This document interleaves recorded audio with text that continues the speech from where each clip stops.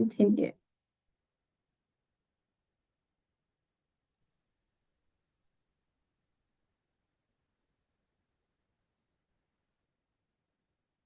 Sorry for the technical difficulties, everyone.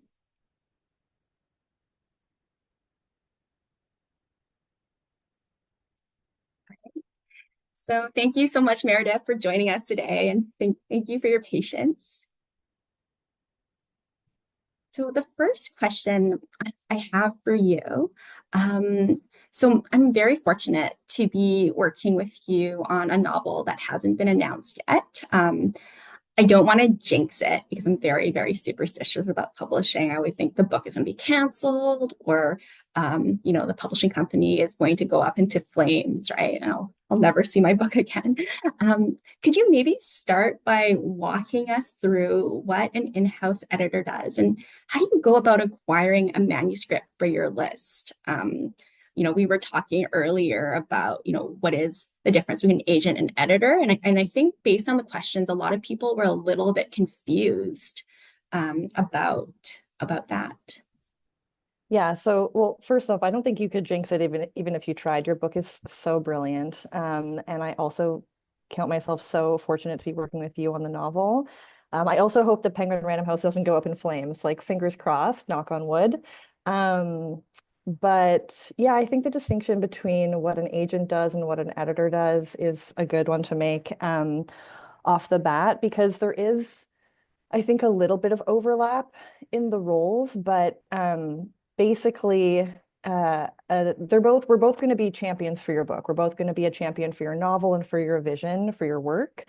Um, but we definitely operate in different spaces, I would say. So an agent is essentially going to, and I won't speak too much to what being an agent is because I'm not one, but an agent will essentially sign you as their client and then pitch your book to publishers and editors. And then once an editor buys your book, then they're your in-house champion for that project. And then they will see it through basically to publication and the on sale date.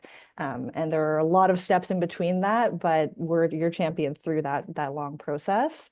But another kind of place where overlap happens is an agent will often, not always, but often they'll be involved in doing a little bit of editorial work with you on your manuscript before you submit, before they submit to publishers, because it's important, obviously, to get it in shape before submitting to an editor to read. So that's another place where they'll be doing some editing with you. But in general, once it's over to the publisher, we kind of take over from there with the editorial work. We do some structural and substantive editing.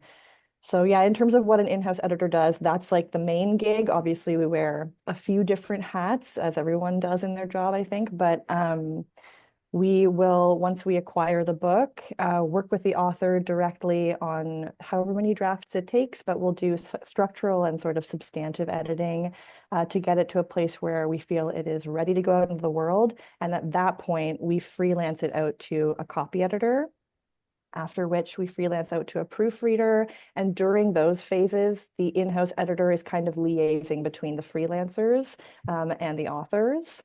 And yeah, and then we see it through the production cycle to publication. So that's kind of the main hat we wear as an in-house editor. Um, and then I think the other part of that question is kind of how I would go about acquiring a manuscript, which is a great question, because I think there's sometimes the process can be kind of opaque from the outside looking in. So essentially, I'll try to be succinct about it because I feel like I could go on about the process at length, but essentially when an agent sends a submission to an editor, and they have kind of a Rolodex of editors on hand that they know whose list is, who's looking for which kinds of books to publish, because editors usually function in a different kind of, they try to function in a different niche area of the market. They'll know who to pitch your book to, who is looking for those kinds of books. And then once they pitch your book and then an editor is interested and starts reading, let's say I fall in love with it and I really want to buy it, I will then bring it to an editorial meeting, so to my team of editors. And I will ask for anyone to put their hand up to kind of dip in and read alongside me. And then just to make sure they also love it. It's not just me. And then from there, we'll go on to a few other meetings where we'll talk about it. So it goes through various discussions. And at this point, we loop in our sales lead, marketing, publicity, to make sure that it makes sense to them, from a marketing perspective, from a sales perspective, that they envision this book doing really well out in the world as well, that everyone's on board. And then once everyone's on board, hopefully, once you've made it to that point, you would draft up what's called a P&L. So it's a profit and loss statement, because as much as we'd love to talk about editing and publishing as this like artistic endeavor, which it is, there's also obviously an element to it that is business oriented. And there is unfortunately a bottom line that we have to keep in mind as well. And so the P&L will kind of show us, it's a projection basically, and a little bit of a like prediction of how the book might do in a certain category at a certain time out in the world. And if things are looking good and the numbers all add up, then we get to bring it to an acquisition meeting, which is we basically pitch. A lot of pitching happens. Agent pitches to editor, editor pitches to other editors, and then we pitch it to an acquisition board and kind of make our case for why we think it's a really important book and why we want to buy it. And then from there, once they give us the green light, hopefully, again, knock on wood, we've done a good pitch, they agree, we should publish this book. Then from there, we get to go to the agent with an offer. And it depends, that process can take however long it takes, because the agent might be in negotiations with other editors at other publishing houses. It really, each project is so different. But from there, we can negotiate and then essentially land on a number and in a place with an offer that everyone is happy with. And then we've bought the book, and I get the honor of working with the author to bring it to readers. So that's how I would go about acquiring a manuscript. That's such a great explanation. There's so many steps, and then sometimes the book gets to marketing and it just dies on sub, right? As the agent will tell you, and it's heartbreaking for everyone. It's also very nerve-wracking, the whole process of being out on submission, because you can't really talk about it, right? And then you kind of have to kind of like, the only person you can tell about it is your agent, right? Mhm. Mhm. Great, thank you. So this goes back to a question I had about, how do you know when to offer on a manuscript when an agent sends you a manuscript, and how do you know when to say no? You talked a little bit about the money, the profit and loss, and I'm really curious. Is there a book that you regret passing on? Oh, oh, this is those are great questions. And I feel like there are a few questions in there to kind of touch on, but in terms of when to offer on a manuscript, I wish there was like a black and white answer to that. But I think my answer would sort of be actually more of a question that you could put to any reader, which is, what is it that makes you want to keep reading a book? There are always going to be, I think, various factors at play in that decision, but often I think it can kind of be boiled down to two prominent points. For me anyway, it kind of comes down to voice and like the idea, whether it's fiction or nonfiction. I think by voice, I kind of mean the strength of the writing in general, the talent that's like on display in the pages, how polished the prose feels. Does it sparkle? Does it kind of glimmer with something that, with a quality that is compelling and propulsive and you can't quite put your finger on it? And does it make you just want to keep reading? That's a huge thing for me. And then the idea is kind of the originality, I think, between or behind the book. And again, it can be fiction, nonfiction, whatever genre you're publishing in, but does it feel new and special? And does it kind of grab you, like the idea itself? And not to say that you have to be writing about something that's never been written about before. That's not possible, I don't think. But in general, can you be bringing something new to the table? And I think that's so important. Those two things are just so crucial to kind of nail on the head. And is there a book that I regret passing on? I would say not yet. Again, knock on wood. I mean, there's always the like, there are kind of the horror stories of how something like Harry Potter sat in a slush pile for, I think it was like years, and a lot of editors passed on it, and they're they're definitely kicking themselves now. But um, yeah, not yet, and hopefully never. But yeah, not yet. Yeah, I think that answers the question. Yeah. Yeah, it's really helpful to know, like being original. We talk about voice a lot in class and craft, right? Because fundamentally, that's where it all begins in creative nonfiction and fiction. Mhm. Um, and I'm also really curious about this, the most hated phrase that authors hear so much. The team just didn't love it enough to make an offer. And what does that really mean? Because it's just so loaded, and everyone always feels like that sense of, huge disappointment when we hear that phrase. Yeah, it is loaded and it is painful. And rejection always hurts, but it also is unfortunately just kind of an inevitable part of, I mean, life, but also part of publishing.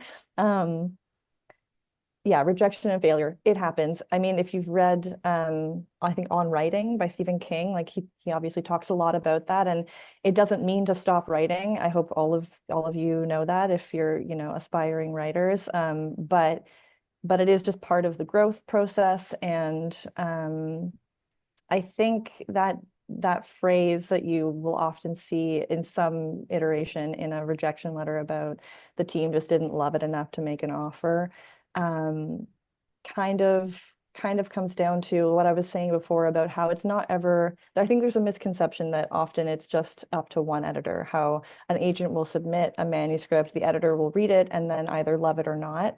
But it really goes through so many more conversations than that. And even if it doesn't make it to, an acquisition meeting, let's say, we still get multiple reads on it because we don't want to be the only perspective coming to that submission. That wouldn't be useful.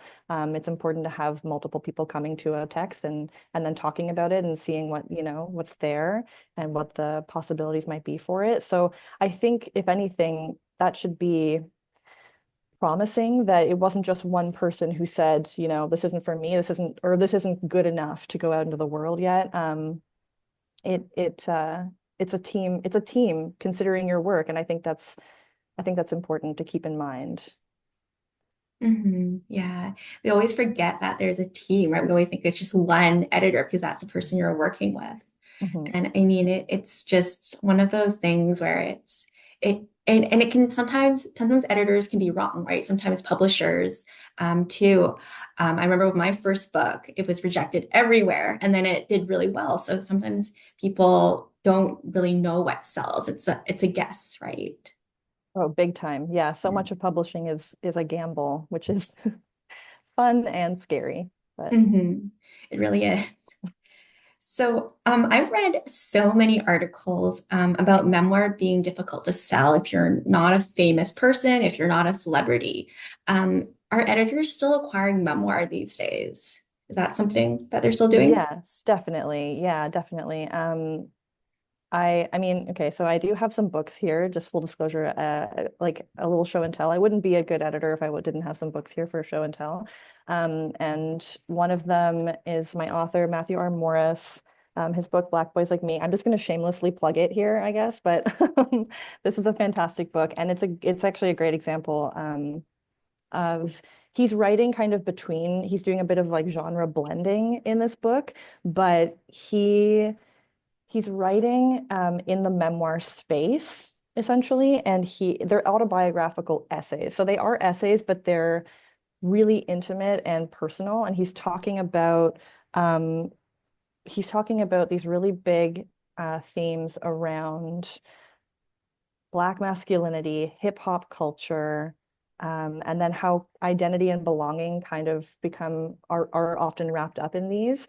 And so he's talking about these big topics and themes, but he's using his personal and lived experience to bring something to those themes and each essay, and it just makes for the most incredible read. I'm biased, but I'm obviously like obsessed with him and with this book, and highly recommend it. But that's an example of someone who's not a Hollywood celebrity, but he's an extremely perceptive person and educator who grew up in Scarborough, and but he's writing about these things that really, really resonate with readers. So if you have a story to tell, tell it. You don't have to be a celebrity at all to be writing in the memoir space. That's really good advice, right? And you just need to have a story and be able to write it well. Yes, yeah. Yes. And what about literary fiction? Is it really hard to break into the market if you're a debut? Hmm. Again, I feel like I'm not going to be able to answer these questions like so directly with like a yes or no answer, Mhm. which I think is fine because it would be, I think, less interesting. I think it's fun for us to kind of live in the gray area and talk about how it's nuanced. And I think in this instance, it's very nuanced. Like literary fiction, yes, it's going to be really hard to break into it if you're a debut writer. But honestly, literary fiction is it can be kind of an oversaturated part of the market, and it's also highly competitive. So I think I mean, there are authors who have many books under their belt and they still struggle to kind of break into that space. So it's not to say don't write literary fiction, but it will be a hard place to crack into. Um, but again, it comes back to that kind of the voice, the writing, and the idea. If you're combining these things in the right way and get the balance right, maybe you that's your breakout. But I would say yeah, it's a bit challenging to break into that market as a debut Mhm. author. That's really good advice. We have a lot of genre writers in this workshop. A lot Okay, of fun. I people, love genre writing. yeah, we have a lot of people writing horror. We have a lot of people writing fantasy. So Fun. yeah, it's always fun. Obviously love horror as your editor. So Yes, you are a brilliant editor. Um, so my next question, in so many ways, authors, we see editors as these gatekeepers and these cultural tastemakers. But to your authors, you're often our therapist, you're a literary godparent. You can be a friend, a confidant, a necessary evil, and a miracle maker, right? We just give you our rambling thoughts and we're like, here, make a book out of it. And so, what are your thoughts on these various roles and responsibilities? that's also a great question. Well, also about just to touch on the cultural tastemakers, as flattering as that is, I see it more as like booksellers being our cultural tastemakers, just because they're on the ground and they're engaging with readers on an everyday basis. I'm flattered, but you know what I mean? We're flattered in editorial when that is said, but I really do think booksellers lead the charge on that. In terms of the many roles that we play, I mean, um, I love the term literary godparent. That's really fun. Um, You really are, right? I mean, I love it. I love all the hats I wear. And I think I always feel so lucky to work. Every project is so different. Every author is so different. And I I really feel honored to work with each and every one. And I think it's a really, not I think, it is a really vulnerable thing to go to an editor with your book and say, here, because you're really just laying yourself out, and it's really hard to do that. And so I think that there's a lot of trust involved in that. It is really intimate, and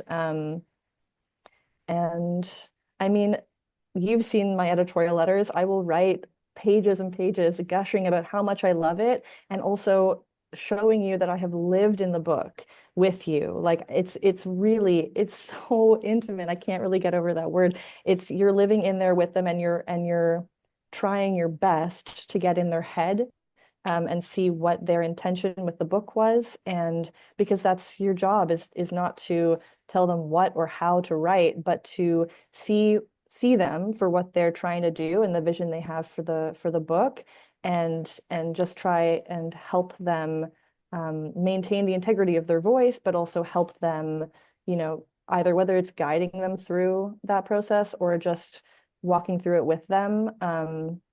You're living in it with them, and I think so. That's kind of what I think of those roles and responsibilities. I enjoy each and every one, but you have to I think approach it with a lot of care and a lot of compassion, and you have to be thoughtful of just how much, blood, sweat, and tears has gone into each book, and how much an author might feel tortured over a certain thing. And, if you're telling them to, if you're suggesting to them that they have to, kill their darlings in some way, just be mindful of how much that hurts them to do sometimes. Sometimes it doesn't matter. Maybe an author will say, yeah, I was thinking of cutting that anyway. But often they've put a lot of energy and effort into those pages. And so I think just approaching it with humility and again, that like level of trust and compassion is crucial. Mhm. Yeah, that's a really good answer. And I feel like it's really a good collaboration, I think, between editor Oh, and yeah. writer, right? The editor understands what you're trying to do, and you're giving them, this work that is sometimes raw, it's not polished, and it's really about trust, right? But I also love being edited. I'm always like, tell me what to cut, I'll take it out. At this point, I'm just like chopping up everything, and it's like it's I know fine. you're so good at that. I love when I get an email from you and you're like, don't hold back, like go all out, go all in. That's great. It is so collaborative, obviously. Mhm. Of course, I think like over time though, people start getting less sensitive about their work. You get more practice Hmm. taking in that feedback, right? I know new Hmm. writers are sometimes a little bit more precious about, their Yeah, paragraphs and their darlings. But over time, it becomes like, okay, I understand where this person's coming from, and I'm just going to put it into another Google Doc. I'll use it for another manuscript, right? It's not saying goodbye, but it's just exactly. saying, see you later. Yeah, absolutely. Great. So we talked a little bit about what makes a good editor. And as you know, I think you're brilliant. You just go above and beyond. I'll send you like an email with a speech, and I don't even ask you to edit it, but you're just going through it and taking things out. I'm like, okay, great. I don't sound like an idiot, right? And so my question is like, what questions should authors ask the editor when it's time to sign a book deal with a publishing house? Right? Because sometimes you get these phone calls, Mm-hmm. the agent will set it up, the editor hasn't made an offer yet, and so you get to really interview your editor. Hmm. Yeah, I think that's so important to do. And I mean, if it's okay for me to kind of draw on the first call that we had together, which I thought Mhm. was incredible, it's really important to get a feel for the person who you're going to be working with. And like I said, like that trust, you have to kind of start that off at the very beginning. Like, it's a really important conversation to have off the bat. In terms of what questions, yeah, I would love to draw a little bit from our call, because you Mhm. asked me the most amazing questions and I was like, this is the person I want to work with. This is great. But you asked about, and this is a really important, obviously a really important question to be asking white editors in particular. But how do they go about editing BIPOC authors or writers of color? I think that's a really crucial thing to talk about candidly off the bat. Um, because it's good to talk about the hard questions, and it's good to talk about the process questions, like what is their editing process like, regardless, like just in general, across the board, and is there kind of a flexibility to accommodate with your writing process, for example, like depending on how you write, and how you submit new drafts, and how you want to be receiving feedback. Like, is there room for kind of compromise if you work differently from each other? So I think those are all like really important bases to cover. Um, yeah, I think, and like it depends, like if an author, just for example, really wants to, they're used to, or they prefer to get a phone call to talk about the feedback and to talk and then to kind of volley back and forth. versus, I often will send a letter, as you know, Lindsay, that'll be like 8 pages long, and most of it is just gushing, praise and love for the book. And then other parts of it are structural and constructive, and diving in and saying, here's what I think is working, here's what I think we don't need, or that's maybe needs some work. But so often, like, I find it's easier for me to get my thoughts down on paper, and then can always pick up the phone and chat if there's anything like unclear in there. We can go over it together. But some authors just prefer to pick up the phone right away, and that's okay. I think it's just important to make sure you're on the same page from the beginning about how you work and how you want to work with each other. Yeah, it's really important communication and just, trusting that this person has the best interest for your book, right? Mhm. hmm I love editorial letters. You get these like amazing notes.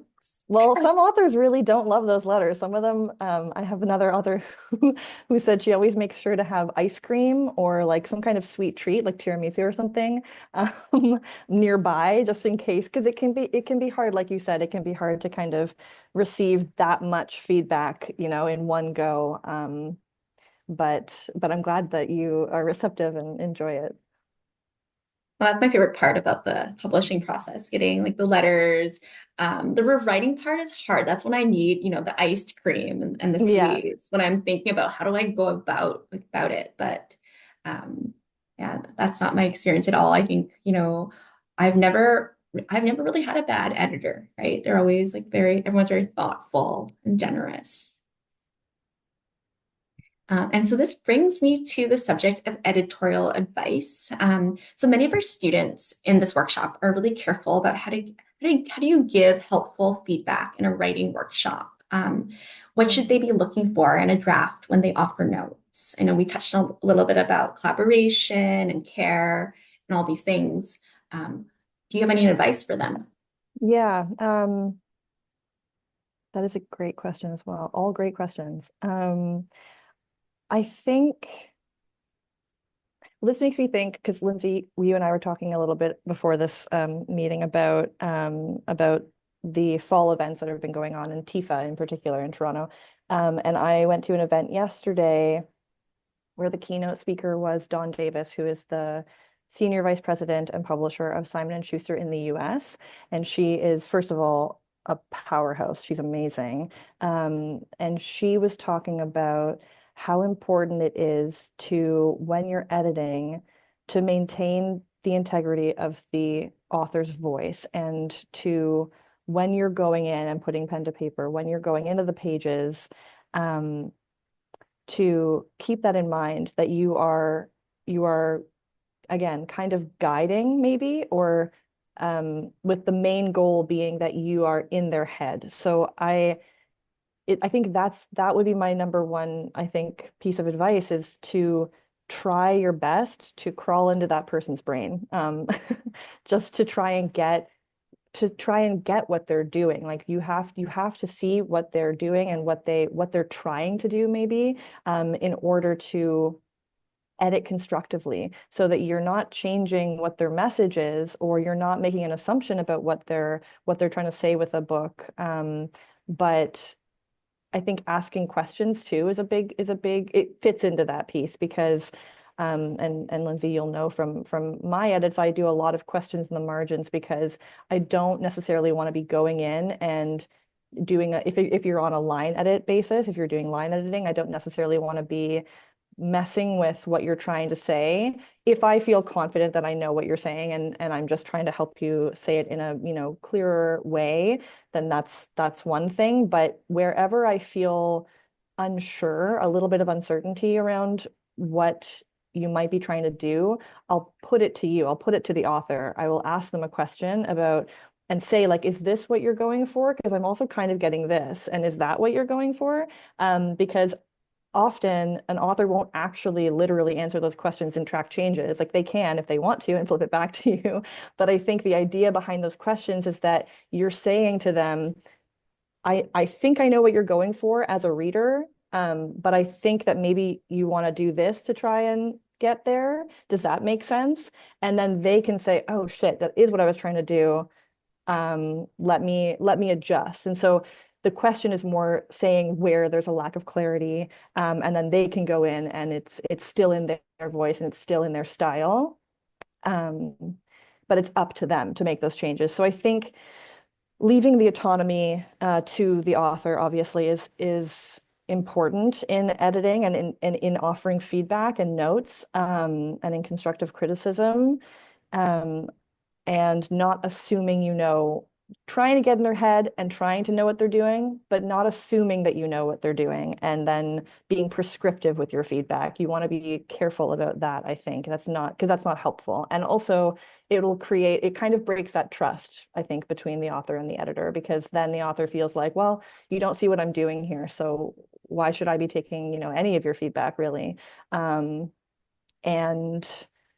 so that is one thing. And then this is less crucial, but I think it's really helpful, is to offer praise on what you think is working. Because I think the number one step for me when I'm diving into a first or second draft, when things are likely to change structurally, is to look at what's working and pinpoint that, and pinpoint it for the author, because everyone likes to hear what they're doing right. Like, that feels great to know what you're doing right.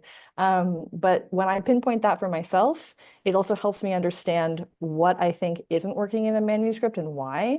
And so I think praise goes a long way, because not only do you create a bit of closeness with the author off the bat, and sort of soften the blow a little bit if you do have some heavier constructive criticism to give. It can go a long way, but you're also kind of nurturing that relationship of trust, and you're also pinpointing for yourself, if this is working, what isn't working and why, and how can we get it to work together. So I'll stop there, because I feel like I could go on and on about that one. And that's really, really helpful because it's an art to give helpful feedback, right? Because so often writers will approach a manuscript and they'll look at a very line level, look at grammar instead of the big picture edits, right? Or they'll be Mhm. overly prescriptive and saying like, this is how you should do it. And there's like not that sense of like of questioning the author and asking, the necessary questions to help them get to where they want to go with that vision. So thank Mhm. you. That's so helpful. Another question that students had, so many in this class were interested in publishing, becoming an in-house editor after graduation. Could you maybe share how you knew that you wanted to become an editor and what that career path looked like for you? Yes. It's funny because looking back, it's so clear to me that I wanted to work in publishing, and that this was the trajectory for me. But in the moment, I guarantee you, it was so unclear. I had no idea what I wanted to do, and I had no idea what my options were. And Lindsay was mentioning that a number of the people here, a number of the students here, are considering editorial and going into publishing, and that's fantastic. When I was in university, I just didn't even think of that I don't know why I didn't think of that as an option. But my personal trajectory was that I went to an arts high school, and I was in literary arts. So again, it's going to seem obvious from the beginning, but I didn't clock it till later. But I was in literary arts, which is where we were doing a lot of writing, but we were also, and it was very kind of emo high school writing. But then we were also editing each other's manuscripts and kind of working with your peers to offer feedback. And that's kind of where I first got a sense of like going through multiple drafts to get to something much better. But it was in university when I did an English degree, which also made me feel completely unemployable, which I think a lot of people can relate to. But I also did a concentration in creative writing on the side, which was really important to kind of set me up for where I am now, because that was where I really started to get a sense of how important, like we were talking about before, how important that kind of thoughtful feedback and helpful feedback is. And that was where I learned that I enjoyed the editorial process more than I enjoyed the writing itself. And so from there, it still wasn't clear to me. Even at that point, it wasn't clear to me. And I worked in restaurants for a few years and felt very lost. And then and then came to publishing, and I found like online courses at Toronto Met, and I did them from where I was in Ottawa at the time, and fell in love with it. Even just online, like the online classes really showed me how much I wanted to do this. And so at the time, this is pre-pandemic, so I moved to Toronto to because at the time it was really crucial, and it still is, but I think less so to be in one of the big hubs like Toronto or New York. But at the time, it was important to get an internship in person to get your foot in the door. And so I went to Toronto, did those courses in person, and also did the internship at Penguin. So I was doing 9 to 5 at Penguin, and then also doing classes 6 to 9. So I was just fully in publishing mode. It was a very busy time. But yeah, once I got my foot in the door as the intern, that was where it all kind of began. That was my trajectory. Was there another question in there? Am I missing something? No, that was No? great. That's Okay. like, yeah, wow. It's a busy time. I remember my time interning. It was not fun. No. I know you mentioned you had to move from Ottawa to Toronto. What about do people still have to move to a big city to do one of these internships? A lot of people go to Toronto or New York. What if you're in Winnipeg and you can't move for whatever Yeah. reason?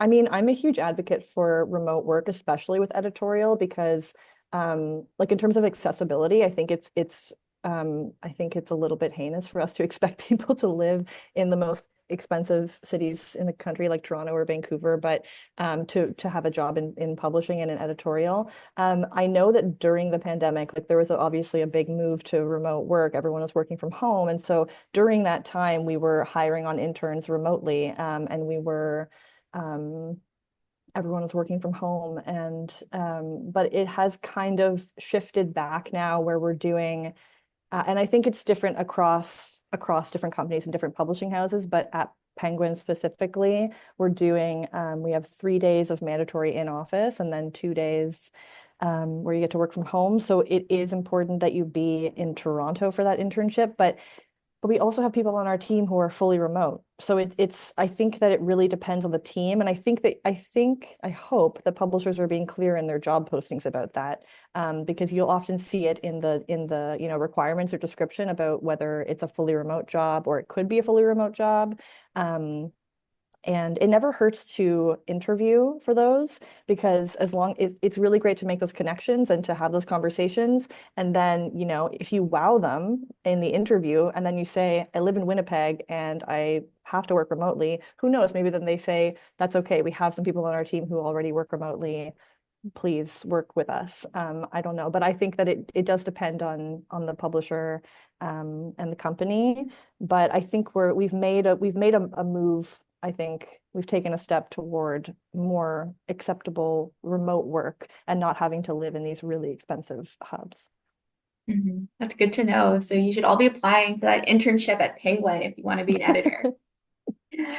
So speaking of internships, I was an intern at Random House in New York many, many years ago. And the VP, Wendy Lamb, it was a YA imprint. She came up to me and she said, when did you decide that you were a failed writer? And I was taken aback because I was Ooh. only 20 years old. At that time, I was doing my MFA, but I hadn't really started writing.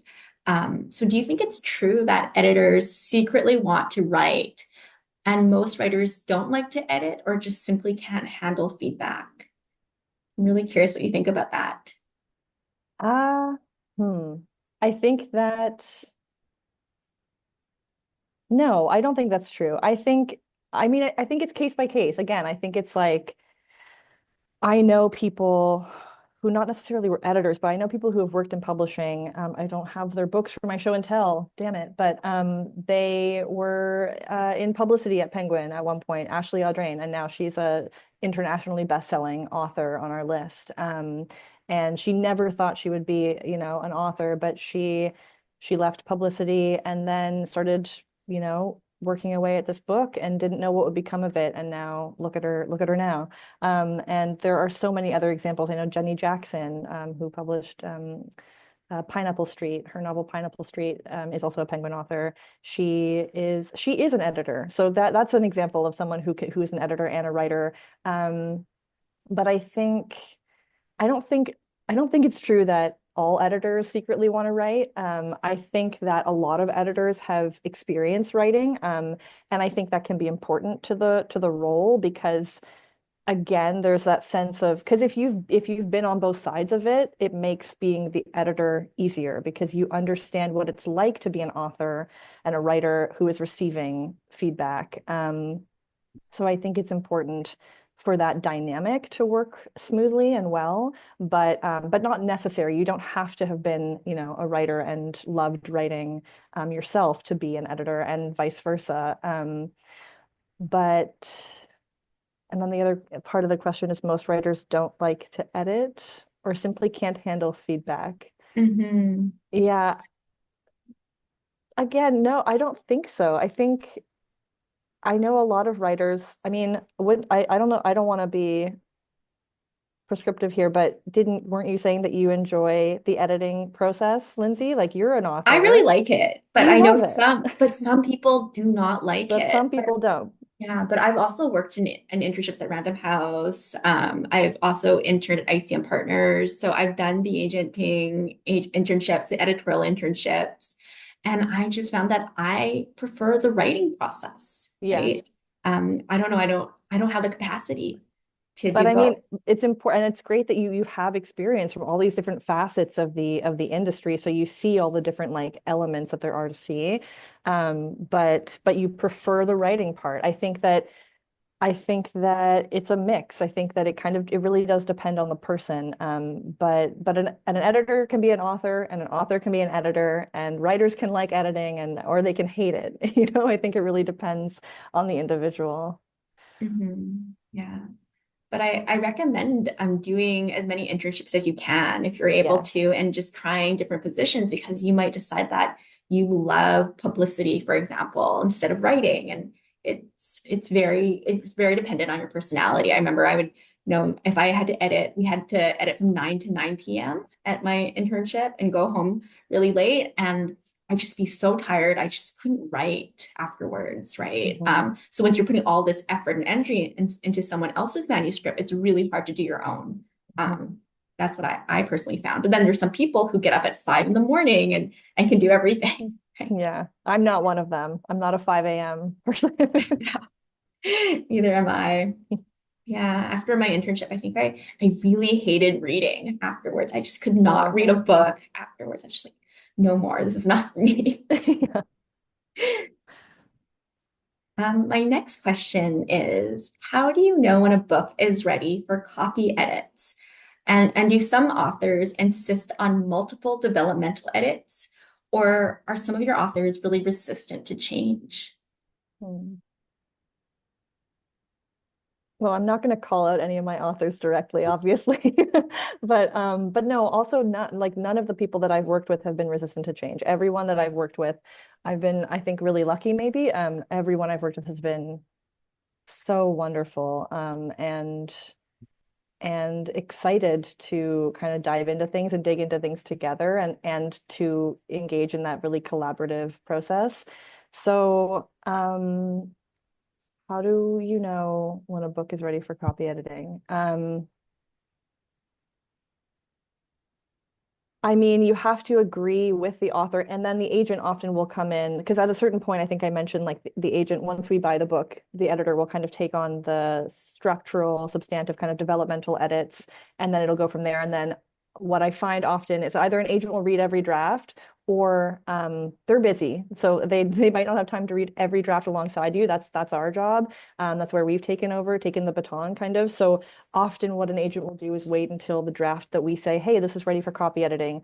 And then they'll read that. So I think it's a mixture of everyone kind of being on the same page and agreeing that this is ready to go out of the world. Because when it's ready for copy editing, it means that the book is done. Like we are done editing. After this point, we shouldn't be making any kind of plot changes, character arc development. Like that part is done, and we feel confident and happy with where it's at and the shape it's in. So once it goes to copy editing, it's ready because that's just copy editing, I'm sure you're all familiar with, but it's like more grammar based line editing. Um, and so from there on out, and then the proofread is very much just there to catch, straggler errors here and there, typos, and mistakes that we might have missed in the typeset pages. So, and then once it's typeset, we really shouldn't be making changes because then we have to get the production team involved, and it's a whole thing. So, I would say that like when a book is ready for copy edit, it's ready to go out into the world. And how do you know when a book is ready for copy edit? When you feel confident that it's the best it can be, and that you've done everything you can and everything in your power, and that the author feels confident and ready. I think that actually for me is the most crucial piece. Like if I feel good about it, that's one thing, but if the author doesn't, then we're going to work on it until they feel like it's ready for readers. I changed my answer. That is the number one thing. The author has to feel like it's ready. And then again, the agent, everyone should be agreeing on that, but author comes first for sure. That's really important to know. Um, and how do you handle possible editorial conflicts with an author? This is something that comes up a lot in these festival hospitality suites, right? People kind of get drunk, and then we get to hear these horror stories about certain authors, which can be really funny, but also kind of terrifying if they're talking about you, right? Yeah. So how do you handle these conflicts? I haven't Again, I feel very lucky, knock on wood. I haven't had a conflict with an author of that nature, of the kind of like you go to a publishing party and everyone has had a lot of wine and the horror stories come out. I'm lucky enough to not have had that yet, which is great. Um, but in terms of an edit, I guess just from my perspective, in terms of an edit that an author might not agree with, and we, go back and forth on it a bit, in the end, it's the author's call. Like, as much as I am serving the reader, this is their book, this is their project. And going back to what Don Davis said, you're maintaining the integrity of their voice. I can't, and I wouldn't want to force you to make a change in your book. It's your book. But our main priority, I think, together, author and editor, is for the reader. But in the end, I'm not going to, strong arm you into making a change that you just don't agree with, and it doesn't fit your vision for the book. And I think that if I'm getting to that point, then I'm not really doing my job either. When we come back to the trust piece and to the compassion piece and to the understanding the author's vision piece, because at that point, I've lost sight of the project then. So yeah, I think just keeping constant and very clear communication with the author about what they're trying to do with a certain thing, and understand, just trying to see from their perspective what this, if you want something to change, why they don't want it to change, and grappling with that. So again, I haven't gotten to a big conflict yet, but I hope that I handle it well if and when it does come Mhm. along. Yeah, yeah, for sure. And it's just so reassuring to know that it's the author's choice, because I know so many students and emerging writers are always afraid that, the editor is going to come in and force them to make those changes, right? And that's it's just so nice to hear from your side. Yeah, there shouldn't be any forcing. Mhm. Yes. And so how would someone pitch you? I know, so Penguin doesn't take direct pitches usually, unless sometimes there's imprints that have open calls, but you usually Mhm. need to have an agent, right? Yes, yes. So there are some publishing companies that will take unsolicited manuscripts, and that's what I mean by unsolicited, is that if you don't have an agent and you're just writing directly to an editor and with a query and pitching your book to them. But Penguin, and I think many other imprints under the Penguin Random House umbrella, don't accept unsolicited manuscripts, only because of the sheer volume of submissions we receive, and especially during the fall season. And so it's also just to manage that submission volume, but also an agent is so crucial, is so important in terms of getting your book in the hands of the right editor for your book. So I think the question has to do a little bit with like what kinds of books we'd be interested in and how someone might pitch something to me. My list is small but growing, and I'm particularly looking, I think you mentioned at the beginning in my intro, Lindsay, I'm particularly looking for fiction that skews literary, but also has a genre angle, has, speculative or kind of a sci-fi angle to it.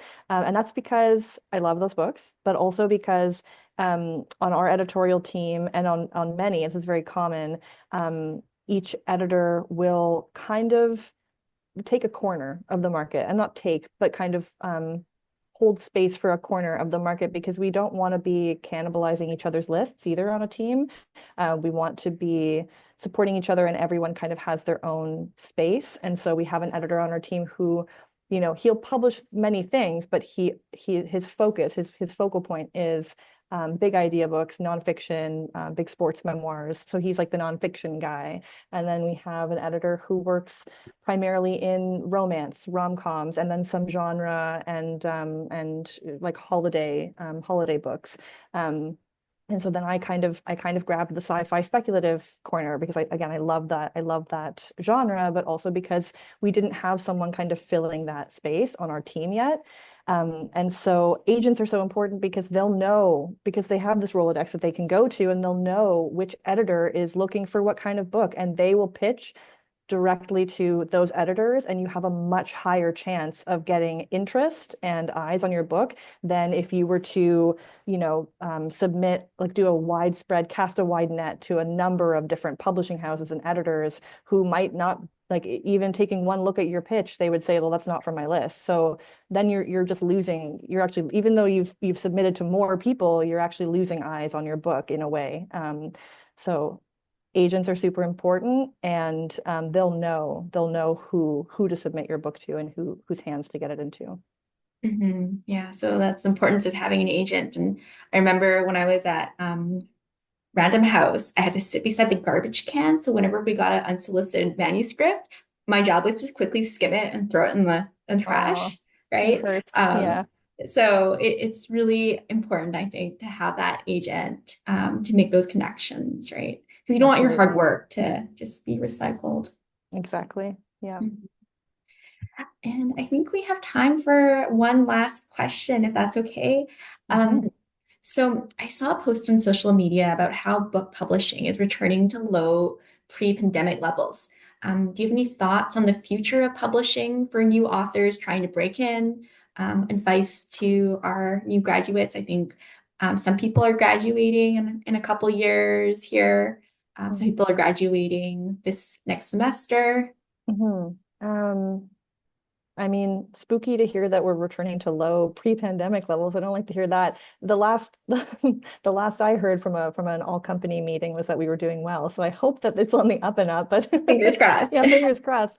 But any advice for the future of thoughts on the future of publishing, and advice for new authors?